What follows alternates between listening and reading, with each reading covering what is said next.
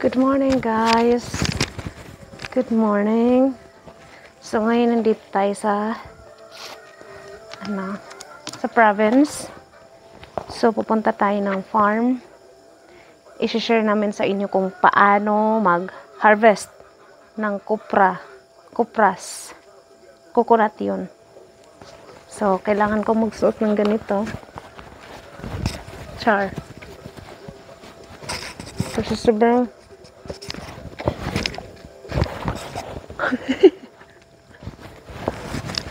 mainit dito. Wait lang. Yung buhok ko. Kasama ko si Papa. So mamaya, ipapakita ko sa inyo kung ano ang gagawin natin. Okay? Ganito ko lang yung hair ko. Tapos ito. Ay, baliktad na naman. Paano ba?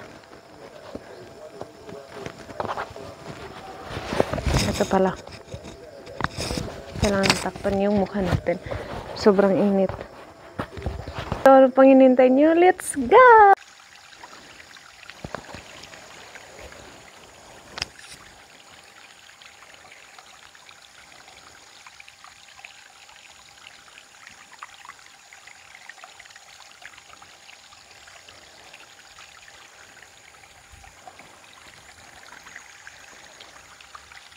Malapit na ako dun sa place kung nasan yung farm.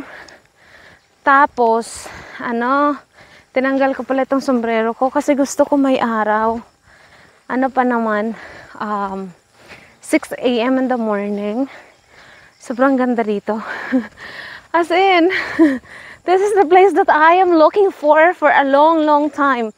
And yung place na to, ito pala yung kung saan ako nag-aaral nung elementary ako. Tapos, dito kami nakatira. Tapos ngayon, nag-harvest sila Papa ng mga coconut. Then, kailangan namin siyang i-process. Yeah, i-process. Kasi, kailangan siyang mabenta. So, sa mga hindi nakakaalam, ang kopra or ang mga coconut, ba't nakaganito-ganito yung kamay ko? Ito po yung isa sa mga pangunahing source of income ng mga farmers dito sa amin. So, pakita ko sa inyo. Yan. Wow! It's really beautiful, di ba? Tapos, meron pa sila ditong aray ko. Bitter gourd yan siya na mga tinanim nila. Ayan, dyan banda. Yan. Then, meron ditong late na sapa. Yan, basta yun na yun. Yan. Doon yung source ng water niya. Pero yung pupuntahan natin ngayon, of course, doon. Yung katabi lang. Let's go. Ano pang hinintay nyo? Pakita ko sa inyo yung pinaka nakaka-excite. At higit sa lahat, nakakapagod siya. Hindi naman nakakapagod. Basta nakaka-excite lang. Yan. Sobrang daming gamit, diba? Yan. So, ito na po. Sabi ni Papa, hindi na daw ako magdala ng sundang. Pag sinabing sundang, ang tawag doon, yung malaking knife. Okay, so mag-set up na tayo, guys. Let's go. Tumansa ako. Okay. Mama. Tumansa sa lugayon. Ala, Mama. Okay. Hindi pa ko pwede.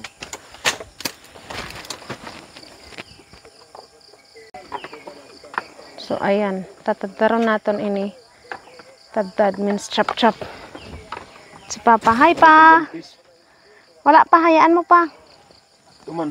Pa. Karapin kupras. Morning. Hain. Tumang guantis. Hayaan mo. May natin kamot kasi matagdad. Tara na. Magsimula na tayo. Hulog ako. Wait lang. Sakit.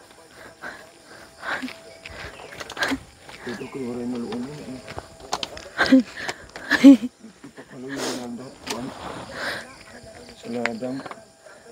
Pakita ko sa inyo. Nahulugan ko. See? Nahulog ng dalawa kong paa ko dyan. Guys, magsiset up muna tayo ng mga gagamitin natin sa pag, tadtad. Tad-tad means chop-chop. Napaka ano, napaka walang ilaw eh. Ito na lang siguro. Pulang sako. Tapos, sabi pala ni Papa, dapat daw, nagdala ako ng glove. Bawal pala yan. So, guys, once again, good morning. Magsiset up muna tayo ng gagamitin natin ng mga materials dito sa ng kupra na to. So, ipapakita ko sa inyo anong mga gagamitin natin. Hala, wala akong kahoy. Sige, ito na lang. Basta mabilis lang to, guys. Hiyaan mo na mamaya pagdating ni Papa. Char, dependent sa Papa. Wait lang. Ito na lang. Gagawin ko siyang chopping board. So, ipapakita ko sa inyo. So, guys, ito yung chopping board. Ayan. Ito yung sako. Ito yung gagamitin natin pang chop-chop. Tapos, ito, ilalagay natin dito yung mga na natin. So, guys, simulan na natin kasi medyo marami-rami to. So, ito na. Magtatrabaho na tayo, guys. Ay. Kaya naman pala sinabi ni Papa na dapat nagdala daw ako ng gloves kasi baka maisama ko yung kamay ko. Maisama ko yung kamay ko sa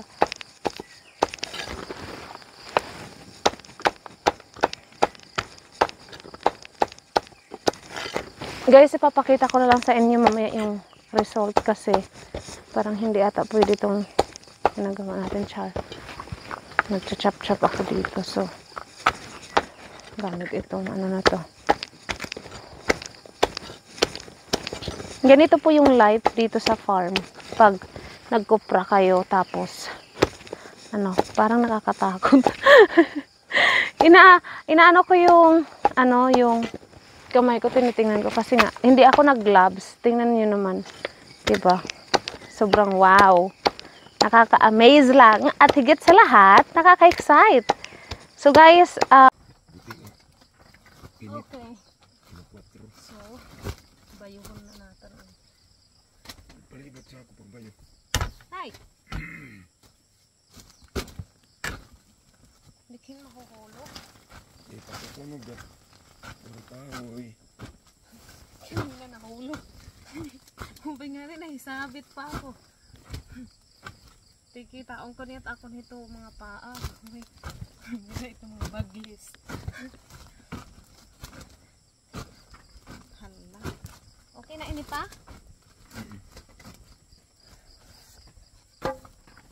Sa ako nga kulunot, mapurig ka karga. Parin ko ate akong buto.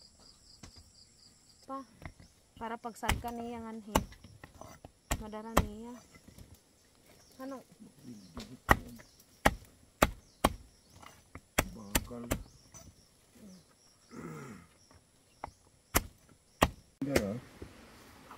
Hindi gumagana dito sa cellphone ko na to. Hindi darah itong pagkali. May baon kami, guys. Papa. Yan, mga nuts. Social yung baon namin. Char. Lapit na kaming matap. Okay. Tuman. Lapit na. Ilang sako na. 1, 2, 3, 4, 5. Okay. So, guys, ito yon.